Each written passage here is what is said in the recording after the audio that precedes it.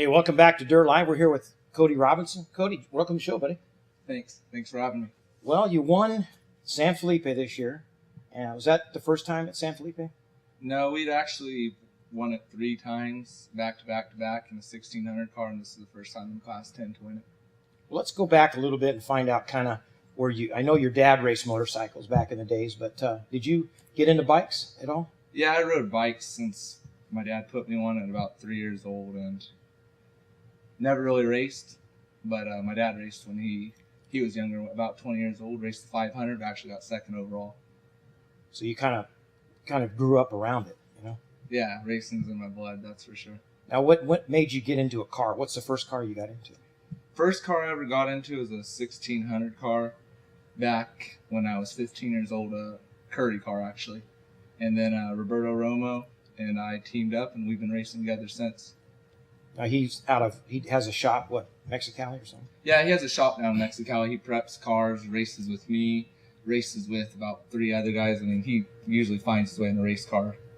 So the first big win for you guys was 1600? Yeah, back in the 1600s were our big wins. This is my first time ever winning in a 10 car. We're pretty new to Class 10, so we're still working the bugs out of our car. So let's talk a little bit about at 16. So a lot of wins since you were 15, or? I can't count right now. I'm not trying to say a No, lot, you know. but yeah, we've probably won over 10 races in 1600s for sure. We've won about 4 or 5 score races in 1600s. Won the championship in 2012, and then last year we kind of just got a hold of a single seat racer 10 car and started working the bugs out of it. Now, did you race single seat 16 too? Singles. Actually, our first car, our Curry, was a 2-seater. Roberto Romo built my next 1600 car, which was a single-seater, and once I got in a single-seater, I never could get back in the 2-seater. I don't know, maybe because you're sitting in the middle, or I don't know. But to me, it's got a way better feeling. You know, I know I drove a 16 back in the 90s, you know, but I always said if you can drive a 1600 car and wheel it around and finish like you have, you can drive anything. And it's true, huh, Cody? Yeah, I think so. If you can drive a 1600 and if you can win in the 1600, I'm not saying you can go jump in a trophy truck and win, but you can be good and competitive in pretty much any class out there. I mean, you look at guys like Rob Mack, you know, came from 1600. Rob Mack, Kurt Gear, Corey Boyer, Adam Fancook, Steven Eugenio. I mean, in my mind, all the best drivers came out of 1600 cars. Because I always talk about it's like racing a 125cc bike. Oh, yeah. You know? Yeah, exactly. You got to really keep it rolling. If you don't, you got to keep it on the pipe. Every time you're off that throttle, you're losing seconds to the other guys. Now, do you like Mexico better than the States? You know, kind of racing? I like Mexico racing-wise better, the environment-wise, the fans, everything. I mean, until you really experience it, it's hard to explain it to someone. But I think it's just overall way better racing down in Mexico. Now, the 10 car, I know in the last couple of years, things have really changed. You know, I mean, with the new motors they run, really it's opened up that class. Yeah, the Ecotech changed it for sure. I mean, 2-3 years ago, I think the car counts were under 10 usually at most races, and now you're seeing mid-20s in score races, 30, 40 cars sometimes in the big Best in Desert races. That was unheard of 3 or 4 years ago with the Hondas and VWs. The Ecotech's is way more cost efficient. And plus, what do you get out of the motor? A year, maybe? I've had some guys tell me I had one buddy tell me he raced it in Ecotech. Now, this was in a trophy light, ran it for 26 straight races. And he actually was like, okay, I'm pushing a luck here. I'm going to pull it out, threw a new one in, and pop that motor. But yeah, they last a lot longer than most of the motors out there, we'll put it that way. Yeah, because the old 10 motors, I remember they were like 30 grand. Maybe. Oh, yeah. I mean, in my mind, the best 10-car motor out there is a Croy or Honda. You're spinning around there for one. Yeah. And you probably got to go through it after every race, every other race. I mean, even with our 1600 car, it got expensive. I mean, to stay competitive in Class 16, you got to send your motor in every race. You got to have a big name guy do it, and it gets expensive. The Class 10, after the initial cost, has been way cheaper to race than our 1600 car. Believe it or not. Yeah, I believe you. You know, but so when you got in the 10 car, last year is when you kind of started?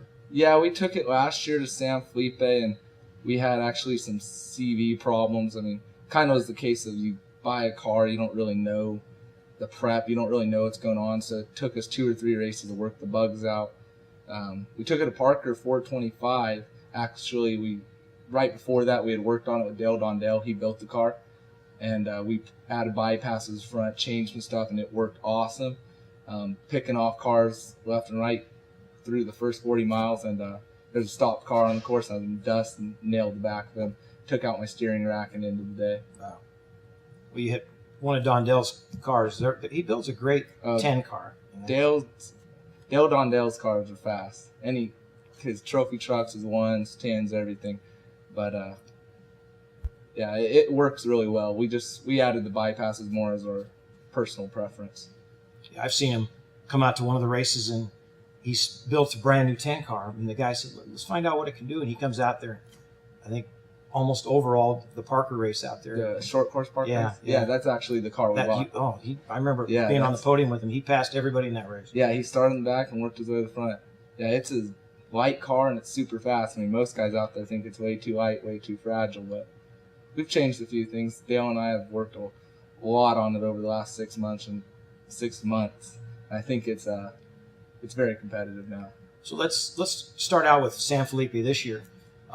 Did you like the way the course changed? It went opposite a little bit. I actually like the idea of the Mike's Loop and having the summit, dropping down the summit, going through Saldana, all of that. That was actually really cool, but Mother Nature changed that and changed the course. But it worked out all right. I mean, we got the win, so I guess that works.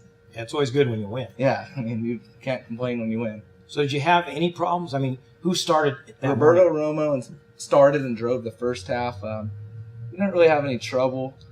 I got a flat going through El Chenero. I was in a trophy truck's dust and said, I can't sit behind this truck all day long. I'm going to lose time to the guys trying to run me down. Pushed it hard in the dust, nailed a rock, and came in the pit, had kind of a long pit, took off and pushed it hard. But we made up the time and things went our way and we ended up winning the race.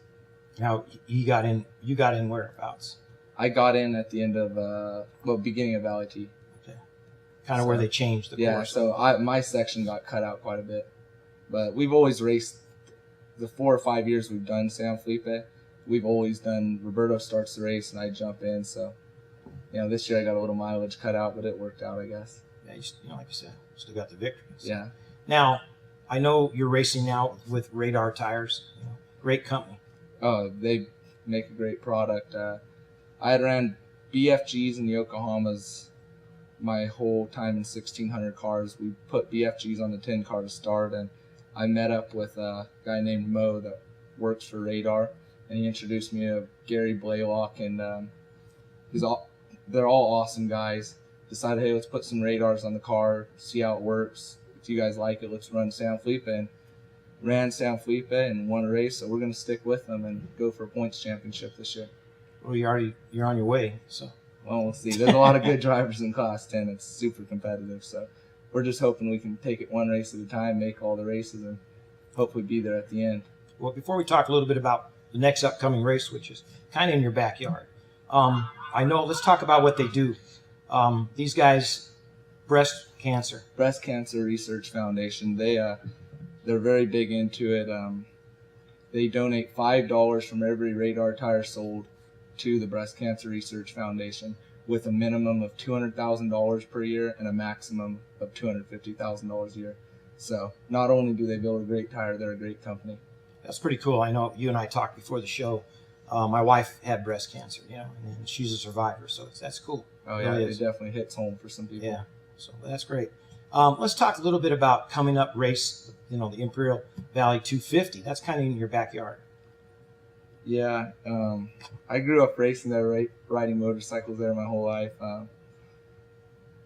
I don't think I have an advantage. I mean, Foster City's tough. A lot of different things can happen there, but makes it easy. It's right there at home, easy to go out to the race and stay at home, so it helps me out cost-wise. Now, what are you doing in where you live? I farm. My dad farmed his whole life, so I kind of walked into it, and that's what I do now.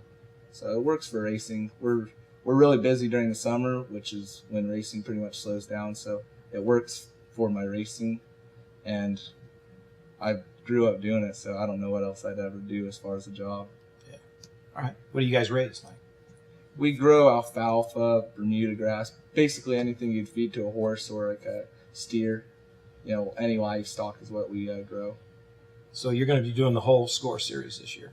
Yeah, the whole score series, and hopefully a few best in desert races. We'll see. It just depends with sponsorships and what we can work into our budget this year. But it'd be nice to go hit that Parker short course race we were talking about earlier. Yeah, especially when that car was It's a winning car last year. Yeah, that car is built for races like that. Now, have you ever done any other kind of racing you're thinking about? Maybe short course or anything? I've thought about it, but I have some buddies that race desert and they've raced short course and they've gone short course and they spend a year or two there and then they come back to desert. But it'd be awesome to add to my resume to go race, a year or two of short course. I know it'd definitely help cornering wise and with my racing in the desert. Any thoughts of stepping it up from a 10 car? No, I got in class 10 right now because it's cost effective. There's a lot of competition. A lot of the 1600 guys are all coming in class 10, so I like it. It's a good group of guys that race. So, no, nothing in the near future. I'm happy where I'm at in class 10. All right. So thanks for being on the show here with us. Thanks Cody for inviting Robinson, the winner at San Felipe 250, 2014. Awesome to have you on the show, me. buddy. Thank you. All right. We're going to go to commercial. Be right back here on Dirt Live.